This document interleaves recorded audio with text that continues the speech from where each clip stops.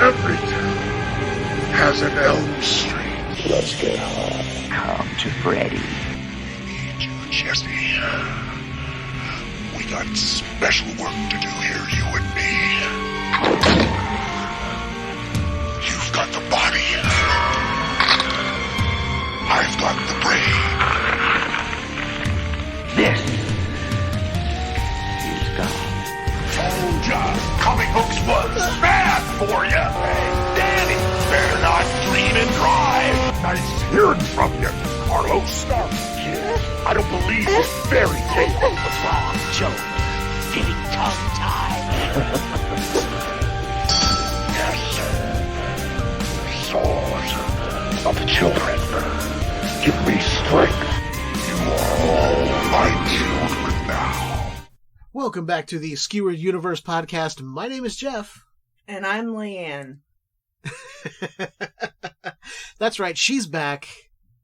And we're continuing on with this little retrospective we're doing. I wasn't really gone, to be fair. I just wasn't on the last one. Yeah, but you were gone for an episode, now you're back. Okay. So we're letting everyone know you've returned. Sure. And you come back at a good time. We're in the 4th installment of our Nightmare on Elm Street series retrospective. So you're here for a fun time. But before that... It's always a fun time. Oh yeah, we always have fun here. But before that, since you weren't here last episode, do you have anything you'd like to talk about before we get into anything show-related, movie-related, and whatnot? Show-related, FYI to all the people that I have been on podcasts of, I'm not like terminally ill with cancer or something. When I'm not on, or if I say, hey, I'll pass this time on your show and it'll just be Jeff, it's because I'm shy, I'm an introvert, I am a background girl. You're Howard Stern, and I'm what's-her-face? Robin Quivers. Robin. Is that Robin? Yeah. Was that? I think that's right, yeah. Robin. I think that's the last name. I don't remember anymore. It is. Okay, thank you. This all stems from me saying something regarding the last episode that she wouldn't be on. And so yeah. The go-to is that I don't feel good, and I mean, technically, I don't feel good all the time, but no, I'm just an introvert, and I'm really shy, and I feel like I don't have a lot to add, except being the audience for you. And to be fair, last episode was talking about Nightmare 3 Dream Warriors, which you do not like at all. It's just not my favorite. That's it. Which everyone's entitled to their opinion. Everyone's entitled to like a different movie in the franchise. That can be their favorite. I'm already a Debbie Downer. Can you imagine if it's a movie I don't like? Oh God, why have me on at all? As much fun as it could have been to have you just, as Brian and I would be talking about the high points we love about Dream Warriors, and you're like, yeah, here's why I don't like that, because it looks like this, or it's just da-da-da. Here's why I think it's dumb. Or... But you guys are always the smart ones, and you have an intellectual opinion to add to the conversation, whereas I just like watching movies. You're the, like, I want the entertainment, and I'm the, oh, hey, I know all the background stuff about this. I've watched all the behind-the-scenes shit. For me, it's just a story that's being told. Which is fair. That's what's fun about movies. Yeah. They're stories. Well, not all of them are. Stories have endings. Yeah. And you very much do not like an open-ended movie. No. If there is no ending to the story... she is not happy. No. As you have heard in multiple episodes here, when there's an open-ended... when the movie's left open-ended... Yeah. Which is kind of funny, because some of these Nightmare films are pretty open-ended, but it doesn't seem that way. They kind of have a semi-conclusion. Even if they were open-ended, I would still like them purely for, number one, nostalgic value, and then also just for entertainment value. Right. Plus, he's comforting. He's my first favorite horror villain. He's like a warm cup of cocoa on a cold winter's day. Yeah. There you go. He's got the sweater. Perfect. Yeah. Just a comforting presence, no matter how many children he's You're killed. never alone. He's always with you if you're down and out. If you ever need comforting, just go into the dream world. He'll give you a hug. And then plunge his finger knives into your gut. So, is there anything you've been doing, watching, or some stuff you want to talk about since you weren't here last time? Yeah. All right. I got a list. Let's do it. Call me Jericho. Oh, I damn. don't care if it's not valid anymore. The Lexicon of Leiann. Oh, barf. Well, in AEW he called it the Lexicon of Le Champion, so... And it's dumb. I fucking hate it. The list of Leiann. The alliteration is there. It works. So I've been watching stuff without you. Of course. I mean, why wouldn't you? The first thing was a show called Beef. Mm-hmm. From Netflix. I like it. What do you think? I've only seen the first couple of episodes, and it's pretty good. Yeah? Yeah. It's like a, let me pull it up real quick. Here it is. Two strangers get into a road rage incident that brings chaos into their lives. Which is true. It's very much it's about revenge. Southern California, Asian-centric revenge series. One of the main characters, his issue is that he's a contractor and he doesn't have good work. People don't like him, customers don't like him, he's super broke, etc. And on the other side, the other main character, she married into a very, I don't know what the word is. Well-to-do. Well-respected in the art community. Yeah. Galleries, pottery, furniture. Like, they're known in the art world. Yeah. So, their name carries weight. So there's a lot of culture, like art culture, on her side. So when the two collide, because they're basically the exact same personality, mm-hmm. and they both go at each other equally as hard, and it's just funny to watch them go through all this deception just to feel that good feeling you get with revenge. That is funny, because they are very much two sides of the same coin.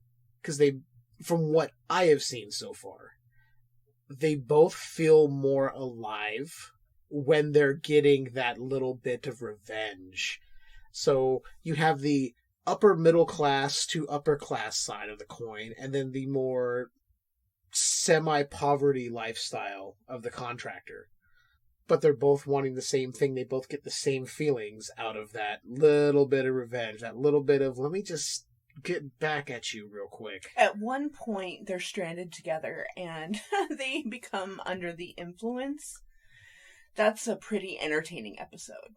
I'm going to have to keep watching. It is interesting. Yeah. Especially to see some of the locations in Southern California. There's a really good death in there. There's one really good death. Ooh. Yeah.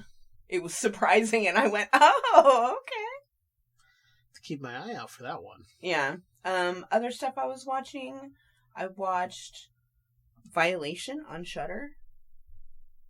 I haven't heard of that one, and I usually keep track with what's coming through to Shudder. You don't need to watch it.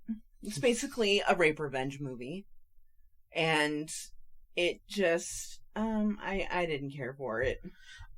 Oh, this might be the one you mentioned to me. Yeah. Where it didn't have a whole lot, and... I can't remember what I said about it, but I didn't like it. I think you showed me the trailer at one point. One woman was yelling at somebody, and you're like, yeah, that's pretty much the only emotion.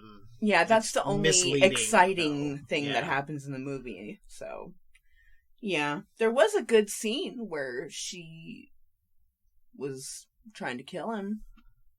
And killing him, and yeah. It was interesting. I'm not going to go into detail, but it was nice. The rest of the movie was complete garbage. Yeah, I remember now. I didn't remember the name, so once you started describing, I was like, okay, I remember you talking about this. Yeah, I mean, some people might like it. I'm weird. I didn't like it. I thought it was boring.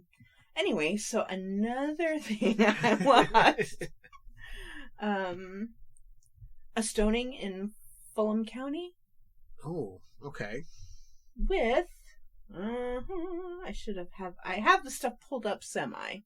So here we go. 1988 television film directed by Larry Elican. It takes place in a fictional Fulham County, North Carolina. It is based on a true story of the murder of an Amish baby by a group of reckless teens in Indiana in 1979. And it's got, what's his face in it? Why is it not coming up with the cast? Ron Perlman.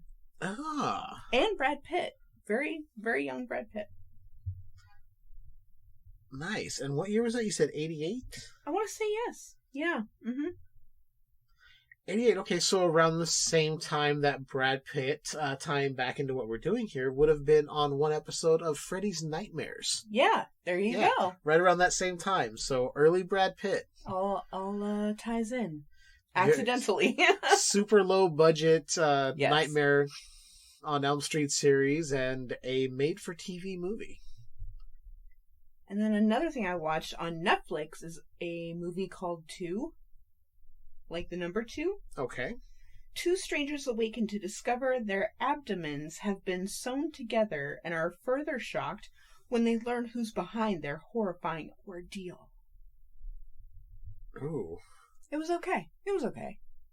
It almost sounds like a more twisted version of a saw trap. Yes. Yeah, it's basically they find out that the room they're in is fake. Ah. Okay. I may check it out just so I have an idea of what it is. They're completely naked, they wake up in bed together, and then they're stuck to each other. Arguing ensues. Yeah, well, I mean, you're sewn to another person who you don't know, and you're both naked. That would be a pretty awkward breakfast. And I just realized, because I'm so off my game, that for the movie Violation, the main thing I hated was the shaky cam. That's right. Okay. Oh. See, I knew there was something. I was trying to rack my brain here, but I was like, I didn't want to interrupt you because you were on a good flow here. Shaky cam is good when it's showing the point of view of someone you can't see, first person. But if it's showing a landscape, get a fucking tripod. They're not expensive. Get a tripod. In this day and age, I'm going to say for like the last, we can go back 15 years, image stabilization is a thing. Whether it be optical image stabilization or it's programmed into software in your smartphone or your DSLR, whatever you're shooting on. It's not hard to stabilize an image. I remember you showing me the trailer, and there were so many shots of just scenery that was shaky, and I'm like, okay, if you're trying to be like, it's like this because the atmosphere and the energy of the film is uncertain and you don't know, it's like, that just makes me want to shut off your film. Yeah. If you're using it in certain instances to show, like, the chaos of a scene, or like you mentioned, a first-person perspective, something like that, I'm fine with that. If you're doing it to create atmosphere, it looks like you don't know how to hold your damn camera. Or whoever's shooting your film doesn't know what they're doing. Or they don't have enough money to, give someone $5. Yeah. It basically looks like you hired a kid with a selfie stick to shoot your fucking movie. Yeah. And I'm sorry, it's 2023, guys. And if this movie was shot in 2020, I'd be saying the same thing. Yeah. Sorry, not sorry. The only other thing that I've been doing is playing Netflix games. See, I always forget about Netflix games. You brought that up and I was like, oh, and then I tried one. I was like, I don't like this. Only because I didn't realize it was like, you go into Netflix and they're like, hey, here's these games. Then they're like, oh, you need to go to the App Store and download the game. I'm like, ugh. You have to download the game? Well, the thing was, I thought it was like launched through the app somehow. No. Like it would have like a separate launcher for it. No. You still have to go and download the game. So I'm like, okay, once I figured that out, I'm like, okay, that's not as bad as I thought. But then the game I picked, I don't remember what it was, but I'm like, this is dumb. I'm sorry, this is bad. Well, I picked 2. 1 I completed. called Scriptic Crime Stories. I did see that one in there, but I saw you playing it a lot. Yeah, it's kind of like a choose your own adventure where you get to pick how conversations are handled and directed. Mm-hmm. And so sometimes you'll get it wrong and it'll end horribly. Oh, wow. Okay. Yeah. It was pretty good. I didn't see a whole lot of what you were playing, but from what you showed me, it was pretty funny. Like the live action, clips of people like in an interrogation room or the fake OnlyFans or stuff. like the there's like little chat threads where you can, it looks like you're, the conversation's really happening and you're getting the notifications with your phone. Mm-hmm. That's pretty fun that they have it all like that. But it does make sense that would be a game in Netflix games, since like 90% of their content is becoming true crime. And I appreciated the topics because the first season, because they're episodes. Okay. The first season was about racial injustice. Cops killed a kid. Yep. Yeah. Okay. Yeah. I mean, shit, sorry. Spoiler. It's... Look. If somebody doesn't realize when they're playing this game that obviously there's going to be stuff like this and they're going to figure out cops did it. Okay, well, there's a second season, and it's just about what is it? It was a parody of OnlyFans, but it wasn't OnlyFans. Yeah, I forget. I forget what it was. It was like one fan. I don't know. It was not one fan. Yeah, but basically she gets murdered and you have to figure out who did it. And it shows the sides of the content creators and how they're human beings and they get harassed a lot. Yeah. So yeah, I appreciated the topics. Other than that, that's it. That's a pretty full plate you've had going on. Sorry. No, that's fine. People love when you're on the show. The numbers reflect that. So when you're giving them some insight into what you've been doing when you're not here, they love it. Cool. I really haven't been doing a whole lot other than preparing for these episodes, making sure that I'm ready, that I have the info, and aside from that, I got caught up on all the seasons of South Park up to the newest season. So there were only 4 episodes. I was like, I'm going to wait. Yeah. I can't... And this is nothing against South Park. I burned myself out going through 20-some-odd seasons. Yeah. I watched it a lot for a long time, and I just kind of, I'm like, if there's nothing else on, I'll put it on. What I like about it is the humor stays consistent, but the evolution of characters is so goddamn ridiculous. Like, Randy starts out like, geologist, I'm kind of smart and I can solve problems. I'm a little dopey at times. Then to completely off his fucking nut, I'm gonna start a weed farm, or, oh, I'm Lord. Like, he looks like my dad. He actually does, which is really funny. Well, he used to. Now Yeah. He looks like Patrick Stewart. Yeah, your dad. Yeah. You mean, not Randy Marsh. Yes. Yeah, I could see, though, they have a very similar style of dress. Your dad wearing the same kind of work shirt. Yeah, with the pocket and everything. His shirts have to And when have you a showed me pocket. pictures of your dad with the darker hair, definitely, and the mustache, yeah, definitely. But your dad is never dressed up like a 19-year-old singer. No. If he did, it would be funny, and if he made millions, damn, we'd be in a very different position right now. Yeah, that is all I've done. Just working on the podcast, getting caught up, making sure that I'm on the right track with my own personal shit. So nothing exciting, really. I mean, last episode was a lot of fun with Brian. Go check that out if you guys haven't listened yet. If you're listening to this and you haven't listened to the one for part 3, stop this podcast right now. Go back. Download the previous episode and listen to it. In fact, download all of our previous episodes.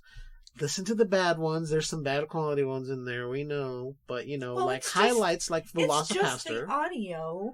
That's what I'm getting at. Is it's just the audio. It's not the content is superb. High quality. The content is superb. It's the audio quality that has evolved. And that's only from the evolution of equipment and things like that. Anyway, so what are we doing tonight, Leiann? I was going to say something inappropriate. I'm sorry. We're banging on the podcast. No, I'm kidding. We're watching A Nightmare on Elm Street 4, The Dream Master.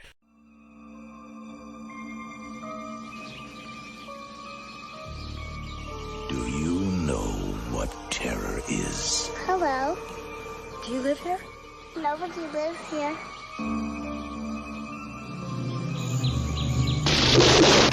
Real terror.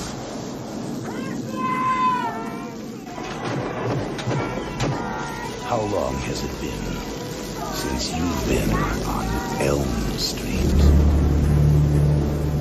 Welcome to a brand new nightmare. He is the first in fear. Will you help me? God, someone help me, please! Second to none. Don't let them put you to sleep. He has no mercy. And no equal. Now no one sleeps. Get ready. This August, your wildest dreams will come true. How sweet, fresh meat. A Nightmare on Elm Street, Part 4. The Dream Master. That's right, continuing on with our ANOES Retrospective. I'm not sure I remember this one. I'm sure I've seen all of them, but I don't remember them, so... Well... This is like new. It's like new. A Nightmare on Elm Street 4, The Dream Master, is going to be brought to you in a very, very fun way, because once again, we are back to our normal style of reviewing. It is our Interstellar Interstitials. Interstellar Interstitials. What are interstellar interstitials? This is a rather different movie review format where Jeff and Leiann will pick a movie that neither of them have seen or at least one of them has not seen. Then, they will watch the movie in real time, breaking every 15 minutes to give their thoughts on the movie to that point. At the conclusion of the film, they will give their final thoughts, recommendations, ratings, and discuss any interesting information about the movie in general. Now back to your regularly scheduled podcast already in progress. So now that you know what that means, in case you're new here, we're going to go ahead and get started. A Nightmare on Elm Street 4, The Dream Master. We're going to start it off, and we'll be back to you guys in just a little bit. Leiann, you got anything before we start? I think it's funny that the description calls him grotesque. He's not grotesque. He's adorable and misunderstood. Yeah, also a child killer. But we'll be right back. Let's all go to the lobby. Let's all go to the lobby. Let's all go to the lobby to get ourselves a treat. Delicious things to eat. The popcorn can't be beat. The sparkling drinks are just dandy. The chocolate bars and the candy. So let's all go to the lobby to get ourselves a treat. Let's all go to the lobby to get ourselves a treat. Quick, alright, so we are the first 15 minutes in, and quick synopsis, we are picking up right where part 3 left off, pretty much. We're a little bit in the future. So we have Kristen, this time around played by Tuesday Knight, and returning are Rodney Eastman as Joey and Ken Sagoes as Kincaid. Kristen is convinced Freddy is coming back. Her friends are like, no, you're worried, we killed him, he's gone. But, as goes with these movies, Freddy will make his return, and there are a whole bunch of new friends to kill. Speaking of that, so we have, like I said, Tuesday Knight as Kristen, Rodney Eastman as Joey, Ken Sagoes returning as Kincaid. We also have some new characters. Andrus Jones as Rick, Lisa Wilcox as Alice. They are brother and sister. We have Toy Newkirk as Sheila, Brooke Thies. If I can bring up her name here, Debbie. I always forget her name is Debbie. We cannot forget Danny Hassel as Dan, so he didn't have to do a whole lot, and he even jokes about that in some of the behind-the-scenes stuff. He's like, hey, character is just my name. Cool. Good with that. And of course, returning for a fourth time to portray the man of our nightmares, Robert Englund as Freddy Krueger. So, Leiann, you mentioned that you hadn't seen this as much as the others, but you didn't remember a lot of it. You've seen it, but you didn't remember a whole lot of it. So what are you thinking so far? I like Dippin' Dots. I'm trying Dippin' Dots right now. They're pretty alright. I think this one is the most visually appealing. Okay. I mean, I feel like they really go out of their way to make the space on the screen, like every space on the screen, visually appealing. Okay. Aesthetically pleasing to the eye when you look at it. Yeah. That might come a lot from Rennie Harlin's directing. I'm not sure. There's not a whole lot I heard about what they went with set design, but if this is Harlin's vision, it very much makes sense because the guy went on to direct some really cool movies after this. But yeah, this is the one I saw the most as a kid, I think. Same. You had mentioned that when we first started, and it was the same with me because this one was pretty much on TV like all the time. Yeah. And even if I never caught it from the very beginning, I caught it from the point of Freddy coming back and all hell breaking loose. Yeah. So with that, so far so good. You're remembering some of it, but you're enjoying it so far? Yeah.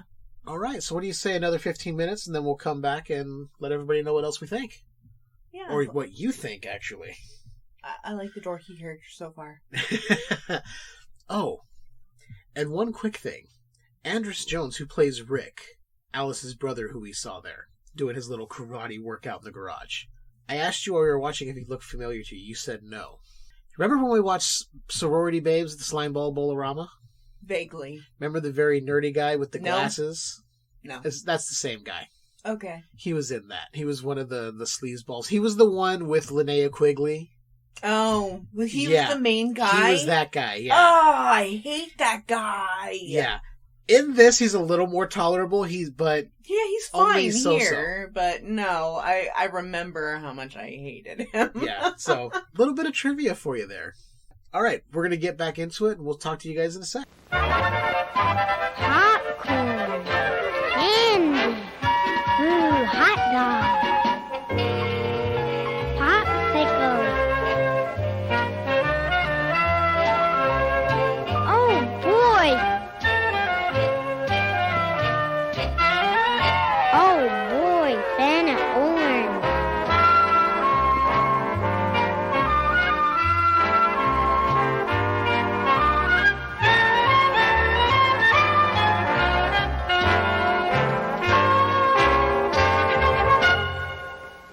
So we are another 15 minutes in, and we have seen, well, Leiann, before I get to what I want to say, what are you thinking so far? I think they're putting checkered print throughout the movie. Is that what you're noticing? Yes. Okay. I wasn't really paying attention to that, but... The first place I noticed it, when I actually noticed it, was in what's-his-face's bedroom, the waterbed guy. Oh, Joey. Yeah, he had it on the floor. Okay. And then in the next scene is the classroom. They had it on the walls, but it didn't look like it was a part of anything. Okay. So it didn't make sense for it to be there. And then in the diner, it's on the menus. Huh. I never picked up on that, and I've never heard anyone mention that. The first one and the third one make sense, but the classroom one, if you go back and look, it doesn't belong there. Huh. Like, it doesn't look purposeful. Really strange. I never caught on to any of that, so that's weird. Well, I have weird fascinations with things like that. Like, for example, ceiling fan head. Yes. When people record videos of themselves. I have a folder in my phone called Ceiling Fan Head. where the ceiling fan is, like, right on top of their head. Like, just perfectly aligned in the shot. Where it looks like a hat. So yeah, I'm noticing these checker print. It's interesting that it's like a subtle theme in the movie, like some background theme. I've never picked up on it, and I've never heard it mentioned in any of the behind the scenes stuff. So I wonder if it was just like a subconscious thing. It might have to do with the just the look of the movie, because I'm noticing, like I said before, how it's like all of the screen has stuff going on. Right. So all of it has purpose. And if you think about like the dream house, the dream junkyard, like everything was full, everything. You see what I'm saying? Yeah. I sound like I'm off my rocker, but No, they were making use of every bit of the screen that they were going to have the movie on. They wanted to make sure that that the screen was filled with something to visually catch your attention. Yes. I get what you're saying. And I'm appreciating all the bedrooms. You do love an 80s bedroom. Although now I not only want a waterbed, but I want there to be a chick in it. Just a naked chick swimming around underneath for you? Yeah. She might not last long, but, you know. At some point that water's going to get real murky. Thank you for ruining my fantasy. I'm sorry. And I like Freddy in drag as a nurse. That was always fun to me to see that it was Robert Englund. And I like the fact that they actually put a bra on him. Because you can, when he has his back turned, you can see his bra. Mm-hmm. And I was like, okay. It's the little things. Before I touch on the couple of things I don't like about the beginning of this movie, let me mention a couple of things I do like real quick. The camaraderie among the friends feels kind of real for an 80s slasher movie. As real as you can get without it being filming actual friends. As real as you can get for a horror movie. It doesn't feel forced that any of these relationships are like, oh, well, here's this person and they're going to be friends with this one. It doesn't feel forced. It feels like they all had a natural camaraderie. Yeah. I also like the portrayal of Alice by Lisa Wilcox. She's very much in her own world. She dreams a lot, you know. Her home life is shit. The dad is an alcoholic. Their mom is dead. So she's retreated into her own fantasy world with dreams and everything. And she's very shy and timid and doesn't... Very much, like, very introverted. She's very, like, reserved to herself. Very much, I feel, an introvert right now at this stage in the film. And I like that portrayal because it comes off as real. It's not over the top. And to get to the two things I don't like how they did Kincaid and Joey. More so how they did Kincaid. My boy Kincaid in part 3 was strong. He helped defeat Freddy. In this one, they made him go out like a bitch. Where's his dream powers? I also don't like that they killed off Joey in a waterbed because Joey's dick gets him in trouble all the time. Women are his weakness. So he's like, hot naked woman from my poster is in the bed? Hell yeah. Oh, wait. That kind of reminds me of Demon Knight, where, what's his face? When he gets his fantasy? Yeah, Dick Miller. Yes. The late, great Dick Miller yes. with all the topless women and the alcohol. Yeah. And Billy Zane chewing up the scenery as the bartender. Yeah. Yes, that's such a great scene. So many fake tits in that scene, too. But anyway, yeah, I have my gripes about the way they did Kincaid. I think they did him dirty. It was kind of lackluster that it was just a little bit in the beginning and then he's gone. And then Joey's gone. Like, okay, what you liked about part 3, they're gone now. It's like... What was the point of having them in the first place, to be honest? I don't know. It was like, hey, don't you want to come back and see the people you liked in the last one? Yeah, we're going to kill them now. I'm like... They couldn't stick around longer? They were part of the Dream Warriors. In this one, they were just Freddy fodder. Yeah, that's my one main concern with this film. So far, I'm having a lot of fun with this one. What about you? I really appreciated the aerial pan out of the junkyard to show you just how big it is. I thought that was really cool. That was a matte painting. Really? Yes. I really liked it. I remember seeing behind the scenes stuff of the guy actually doing all the little intricate detailing so you can see where the little pathways were and all that. That's brilliant. It's really good. It was really pretty, too. It really was. I miss matte paintings in movies because you get the right person to do them and they're just fantastic. So, right. Another 15 minutes, then we'll come back, right? Yeah. Okay, we'll talk to you guys in a bit. It's intermission, it's intermission. It's intermission, it's intermission. Ice cream, candy, lemonade too. And there's a hot dog waiting for you. The popcorn's popping and it's ready to go. You know all the great food is stealing the show. Get up out your seat and get yourself a tasty treat down at the snack bar. Snack bar. Pardon me, boy. Yeah, baby. Will you take me to the snack bar? You know what I like. Everything's ready when the first meal's over. Nothing like a pizza with a Ice cold cola. Get up out your seat and get yourself a tasty treat down at the snack bar. Snack bar. It's intermission, it's intermission. It's intermission, it's intermission. It's intermission, it's intermission. It's intermission, it's intermission. Get up out your seat and get yourself a tasty treat down at the snack bar. Snack bar. It's intermission. Another 15 minutes in, and we've just seen the death of one Kristen.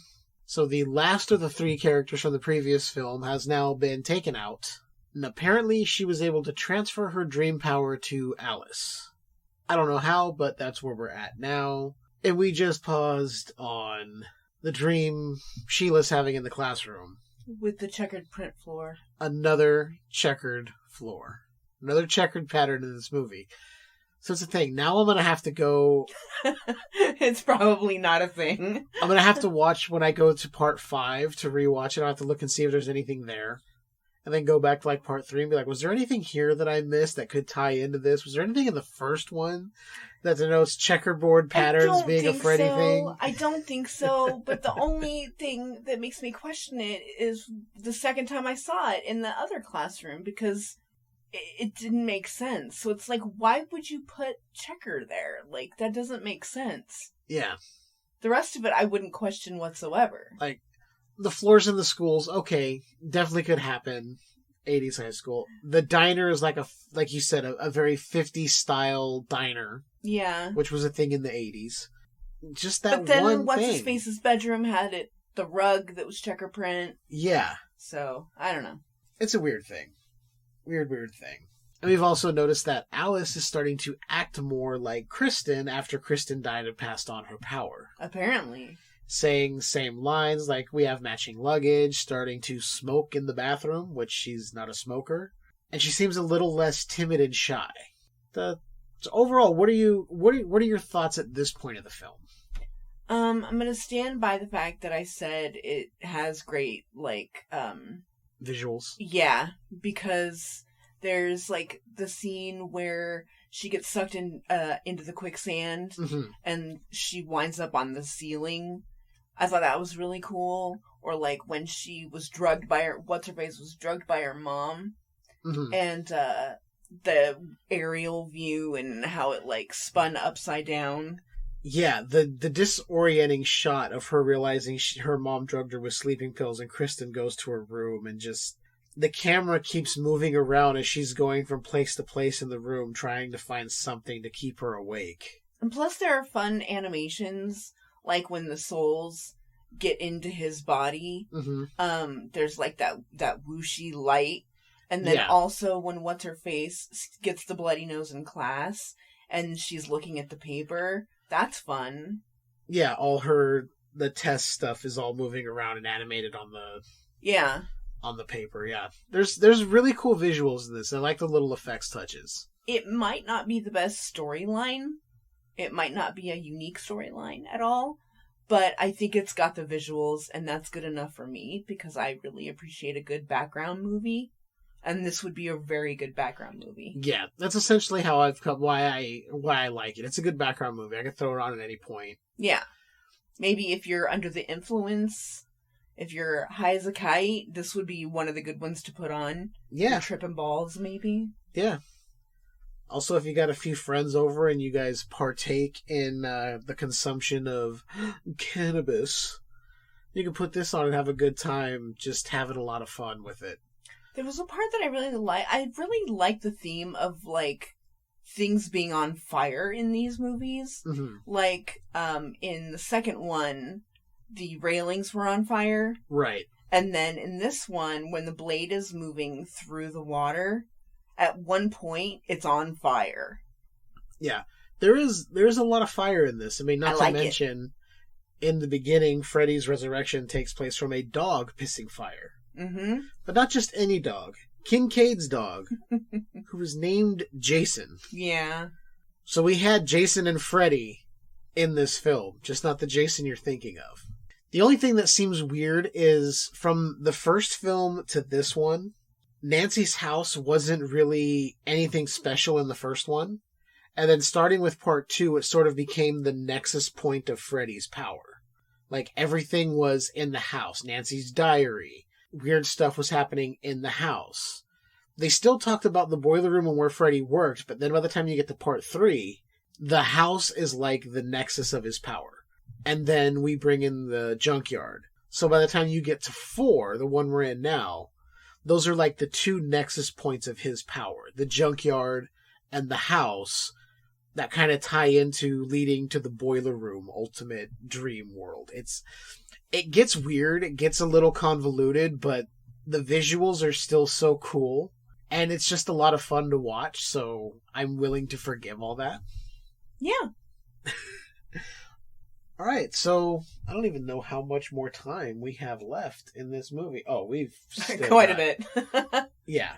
45 minutes. We've got like 45 minutes. It's a 90 minutes, hour and a half movie. So we're going to do another 15 minutes. Absolutely. We'll be right back.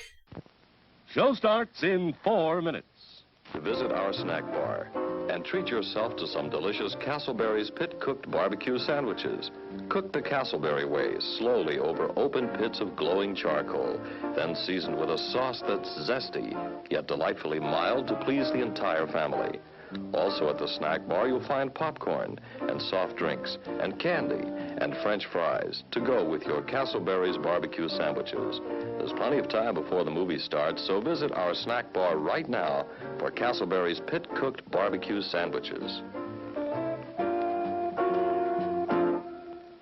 Still plenty of time to come and be served at the refreshment center before showtime. Just like that, another 15 minutes into the movie. So we've seen Alice's power pull Sheila into her dream. Initially I said it was Sheila's dream. No, it was Alice's dream. And Sheila dies of a fatal asthma attack, but it's really just Freddy sucking all the air out of her body. Yeah. Deflating her like a sad balloon. Before we move on to anything else, what are your thoughts so far from where we left off last time to where we are now? It's fine. It's good. Did you notice anything odd about the death scene for Rick after Alice pulls him into her dream when he's on the toilet falling asleep? No. So, you know how he's fighting an invisible Freddy with his karate? Oh, yeah. Do you want to know why he was fighting an invisible Freddy? Why? They ran out of money. They had a different death plan, and they ran out of time and money, so they were like, well, we've got these white sheets and we've got this set. Let's just do this. Wow. Yeah. That's not good. No, it stands out as one of the weakest points in the film. And I don't really appreciate, like, all the Japanese stuff, even though, like, what's-his-face's character was into the Chinese stuff. He had, Bruce Lee posters in the garage. He had a Chinese flag. But then Freddy starts talking about a ninja, and in the sequence, it's, like, all Japanese stuff. Like an oriental rug, and I'm like, I am so confused with what's happening right now. Yeah, it's a whole weird thing. I think they just went, oh, Asian culture, karate, yeah, whatever. Because Rick was even quoting Karate Kid to her saying, you must have balance. I'm like, but you like Bruce Lee, but you like Karate Kid. Okay, they just went, oh, 80s, Asian, karate, yeah, it's all of them. Yeah. So, that's definitely what it seems like. It's like, oh, you're from that part of the world, so you all do this. No. That's a rash generalization. Or we can chalk it up to Freddy just also being racist, possibly. Yeah. Who knows? He did only kill white kids. Well, Sheila was black. Oh, yeah, I forgot. And Rod, in the very first one, was some sort of other ethnicity. I'm not sure, because they never really said. His name was Rod Lane, but I know the actor is Hispanic, but they never really, he didn't look like the other okay, white I'm an kids. asshole. Okay, I take it back. No. There's just those two. There's just those two up to this point in the series. Something interesting that I pointed out to you right now, we've seen Sheila's death, we've seen Rick's death. Alice is taking on their traits as they progress through. Dan and Debbie have come to the conclusion that after every death, Alice changes to act like the most recent person who died. We got to see the terrible stunt double. Oh my god. With a bad wig doing the nunchucks as Alice from behind. And it wasn't even red hair. It was whoever it was a brunette. I'm like, what are you doing? It's a terrible wig. It's obviously hands, not her. Clearly a man. She's even pointed out that fans will tell her, like, oh, it's so obvious it's not you. The wig is bad. She's like, I even noticed it when I saw the movie. It's just... She goes, it's definitely not me. Everyone can tell it's not me. So right now, where we paused it, Alice is getting ready to leave to meet up with Dan. They want to go meet with Debbie to make a plan to fight Freddy. And I told you there's an interesting parallel here between Nightmare 4, this scene. Alice's dad is drunk, trying to prevent her from leaving the house to protect her from what's going on. Which is very similar to Nightmare 1. Before Nancy's ultimate confrontation with Freddy, her mom locks her into the house as she is completely shit-faced drunk to protect her from what is happening. So it's a very... I don't think it was intentional, but it's a very cool thing that, like, in the fourth movie, we're calling back to that first one again. Drunk parent trying to protect the daughter. It was something interesting I just now noticed after years of seeing this film. So what do you think? You asked me that before. Oh, yeah. I was just saying about this. Do you think it's, like, an interesting thing? It's kind of interesting. I mean, who else would think it's interesting? Nobody. But that's fine. You have your own thing. All right. Well, then, why don't we go ahead and get back to the movie since I'm not interesting. Kidding. I know you are. I'm giving you a hard time. All right. We're going to get back to it. We'll be back, guys. Until then, enjoy this. Your attention, please. All new hotshot electric in-car heaters have been installed for your comfort and convenience. Just insert heater through car window and turn on the switch. When leaving, please turn switch off and replace on speaker post. Warning, high voltage. For your own safety, do not attempt to repair or remove wires. Do not attempt to open heater unit. If you need assistance, please notify the theater box office or concession manager. We're getting to the home stretch. We got another 15 minutes down. So, Leiann, how are you feeling about this movie so far? Up to this point where we're at, we got 15 more minutes. I've loved it throughout, and I continue to love it. I have a feeling I'm gonna love it even in the next 15 minutes. I really like all the effects and stuff that happens. Like, he had the souls in his body, like, coming out of his skin. And when he sucked what's-her-face's juices out. Yeah, Sheila in the classroom. Yeah, the meatball pizza. Soul food. And then when what's-her-face turns into a cockroach. That's always been one of my favorites, 'cause it's always just so gross. Yeah. Like, her arms being broken backwards, Debbie's arms, and then she brings them forward, and then they just fall off, and she's got cockroach legs for arms. Done by, and I don't know if you remember the movie Society we saw. No. It was the one where at the end of the film they all kind of merged into one big mass of human flesh. We've seen it together. I'll show it to you again. Okay. But the guy who did the effects for that movie is named Screaming Mad George. He did that effect in this film. He's responsible for the cockroach makeup effect. But not the rest Nightmare of it? 4. He did do some more stuff, but this was strictly like his thing. This was... Okay. They gave him this specific task and said, do it. Got and it. he did not disappoint. No, it was really good. It's one of my favorites. Yeah, we've seen that. The cool looping of them being asleep and just trying to get to Debbie, and they end up back at the diner. Yeah. But the one thing I really like, the effect I like, is when Alice goes into the dream trying to find Dan, she goes to a movie theater, sits down with her popcorn, and then ultimately gets sucked into the screen. And you see her hit the screen and transition into the movie, which went from Reefer Madness to showing a rundown version of the diner she works in. I don't know how it was done to this day, but it still holds up as a cool effect, because here she is in real time from the movie and then hits the screen and is a 2D version. It's a cool effect. I agree. I also like how they did the effect of her. They start showing the popcorn and the soda like getting sucked into the movie. Mm-hmm. Basically, she was strapped into a seat that was turned on its side. So everything you see is just everything falling to the floor. Okay. Like spilling down to the floor. But then they just turned it. And I'm doing the arm motion like people can see me. No. It's just for you. And then in post, they just turned it to look like she was sitting there. They had everybody strapped in that was around her. And then they just corrected it on film to make it look like everything was getting sucked into the screen. Those little things are just cool. Yeah. So we've got 15 minutes left. We're going to see the ultimate conclusion to this movie. Then we'll come back, give our final thoughts. Maybe I got a couple more trivia things I want to throw in here. Maybe not. Yeah, we're going to finish this off. Let's do it. The next show will start in 8 minutes. Hey!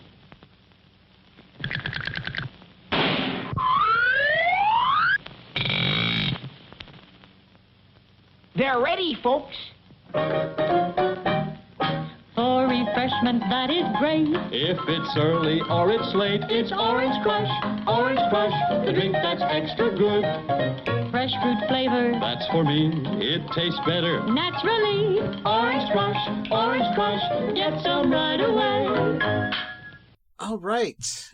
We have finished A Nightmare on Elm Street, Part 4, The Dream Master. It took long enough. Are you saying the movie dragged? No. I'm just saying it happened to be really long. Yeah, it's longer than I remember it being. I don't know why I didn't remember it being so long. 1 hour and 33 minutes. I remember it being that long as a kid, but I think because we watched it on TV, a lot of it was cut down. So ultimately, we got to see Alice embrace all of her dream power and fight Freddy. Yeah, she, went into badass mode like they usually do. Headband around her knuckles. What's-her-face's invention, of course. Spiked bracelet, of course. Mm-hmm. Leather jacket. Ponytail, studded belt, ripped jeans.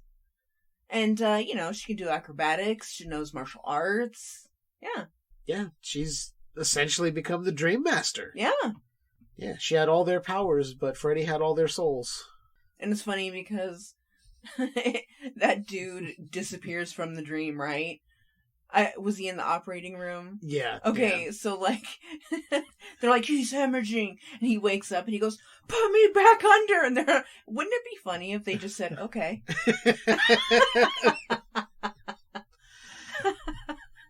Yeah, because once they realize they're in a dream trying to save Debbie, once they realize Debbie's dead, Alice feels her power go into her. She crashes the truck into what she believes is Freddy, and she's just crashed it into a tree. So Dan's injured, but then he starts hemorrhaging in real life, so he fades from the dream because they're giving him something to bring him out of anesthetic. I don't know if that's typically how it's done. I don't think so. I would think they would keep them under to try and control the hemorrhaging and then pull them out. But hey, I'm not a doctor, so I just think there would still be some operating to be done to stop hemorrhaging, not just pulling them out from being under anesthetic. But as I said, not a doctor. I do like Freddy's, I guess we can say, death in this one. Yeah, the audience can't see your air quotes. Yeah, I guess it's his death, quote unquote death. Yeah, I know. I figured the way I said it. It's always his death. Every time. The chest of souls with the arms coming out, like pulling him back. Yeah, the tiny arms were fantastic. They really looked wet. Yeah. And I love that there was a pair of tits in there, too. Linnea Quigley's. Are you serious? I am serious. I've seen her tits. Yes. Wow. Yeah. You have shown me the appreciation. I love her. When you see the full-size people pushing through, they had a giant Freddy chest that had that, like, spandex silicone screen that they're all pushing through. I'll show you the behind the scenes, but there's one point where you can hear somebody yelling, "Push out, Linnea! Push your tits out, Linnea! Push your tits! More chest! Push it out, Linnea!" I was like, what? They're like, yeah, Linnea Quigley was on set and she totally came in to do this part just to push through and show her breasts and the giant chest of Just souls. that one little part. Yeah, just that one little part. God, I love her. So that and the freeing of the souls because Alice remembers the Dream Master rhyme, which again kind of parallels the first one. Nancy took her power away by turning her back on him. This one, she takes Freddy's power away by making him confront himself as the evil. I like when he said, "I've been guarding my gate for a long time, bitch." Because it reminded me of Rick and Morty. Which, we don't want to go down that road. We're allowed to like the cartoon. Yeah. I like the cartoon. I don't like the person who's a piece of garbage, but that's a conversation for another time. But yes, very Rick and Morty. I've been guarding my gate for a long time, bitch. It's pretty much like that toilet episode where Rick had the private toilet. That's what it sounds like something he would say. But again, that's kind of a cool line because it ties back to the dream conversation they were learning in class where he was talking about there's guardians of gates. One's a positive gate, one's a negative gate, and the Dream Master controls everything between or something like that. It was a very brief scene when they were in class. It was the conversation in class just before Rick's death with Invisible Freddy Kung Fu fight. The shitty the shitty way Rick had to die. Anyway, do you have some more things you want to touch on about the movie there? No? No, not really. I mean, I love that she ends up having a sense of style and a boyfriend. A sense of style, a boyfriend, is confident and no longer shy, timid, or an introvert. Shy, timid, or an introvert. She's very much taken on all the characteristics of everyone who's died and is like, I'm a badass now. Which I guess is why they brought her back for the sequel, Nightmare on Elm Street Part 5, The Dream Child, but that's next show. So Leiann, you've seen all of the movies. I mean, we'll put Dream Warriors aside, you're not really a fan, but you've seen it. You've seen 4. You've refreshed on 4. Would you say people should watch this one as part of the series? I'm annoyed that it's my favorite so far. That's not a bad thing. There are a lot of people who really love this one. I enjoy this one. It's the visuals. It's so visually appealing for me. It really is. If I zone out for 5 minutes, I can still be entertained with what I'm looking at. Yeah. Luckily, the story isn't so complex that you can't figure out what's happening if you do tend to zone out. It's not really, the story is very basic. Bunch of kids getting killed, one person is the chosen one to fight Freddy. They survive the end. Freddy dies, but may come back, we're not sure. It's a very simple formula, but the visual effects, the scenes, the scenery, the set work, aside from Rick's death, is very good. Yeah. I keep harping on that just because you asked me what the deal was with that. Like, what, they just ran out of money? So I'm going to reiterate it here for anyone who doesn't know. The reason Rick's death was filmed that way, they had already filmed his funeral scene, and they went, shit, we're out of money, we're over budget, we're out of time, what do? We got to film some sort of death scene for him. So ultimately what they planned didn't come to fruition, so we got Invisible Freddy Kung Fu fight. That's how that happened. I think people should watch this one. It's fun. I just noticed on the screen, on the main screen, the menu says Crave In. That's cute. Yeah, a little nod to Wes Craven. Yeah, one of the things I left out, but I'm glad you caught that on the screen here. We're watching this on Vudu, by the way, so if you do have Vudu and you see this, when you go to pull it up, the main screen is Freddy looking right at you, with a menu of the Crave-In right there, with its checkerboard pattern that we see throughout the film. Yeah. I might be convinced that Freddy likes stripes and checkerboard patterns. I don't know. I really like, okay, so for a movie with a lot of red and green in it, like with the lights and the paint and all that stuff, they actually have quite a bit of black and white. If it's not checkerboard, it's a little panda bear. If it's, like in the funeral scene, all the flowers were white. Everyone was wearing black and white. And Rick's casket was white. Yeah. So I think the person involved with how the film looks did a really good job with the black and white versus the color. Yeah, and that's funny because now that I think about it, Alice started out wearing basically, I mean, aside from the first scene, the rest of the film, she's basically wearing white until the end. In Rick's death scene, not to bring it up again, but there are white curtains. He's wearing a black gi. So again, the black and white contrast. Funny that I never picked up on that before, but you have an eye for these certain things that I may not pick up on. I might have a touch of the tism. I'm beginning to think more people in the world might have it. Yeah. Like the spectrum might just be all of humankind at this point. Like we all got a touch of it somehow. So both of us recommend you seek out this movie. Watch it. You don't have to seek it out. It's available anywhere.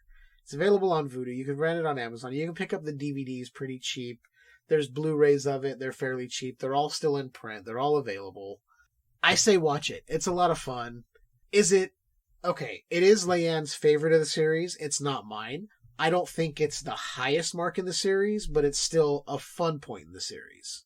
From here on out, things can get weird with 5 and 6, and then New Nightmare and Freddy vs. Jason, but those are for other shows. But if you want to support this show, you can head on over to patreon.com/Skewered Universe Podcast. Support the show. You get transmissions episodes. You're going to get some audio commentaries. I almost lost track of what I was going to say.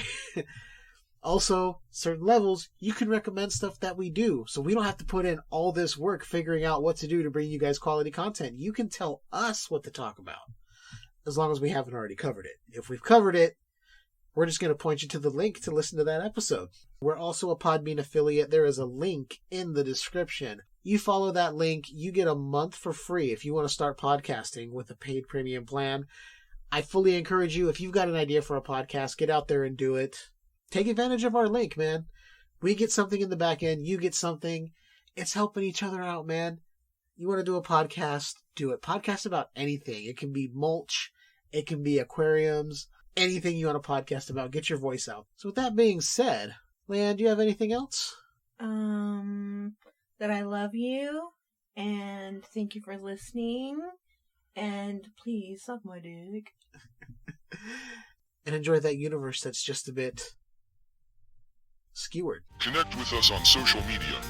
Join us on Facebook at facebook.com/Skewered Universe Podcast or join the group, facebook.com/groups/Skewered Universe Podcast.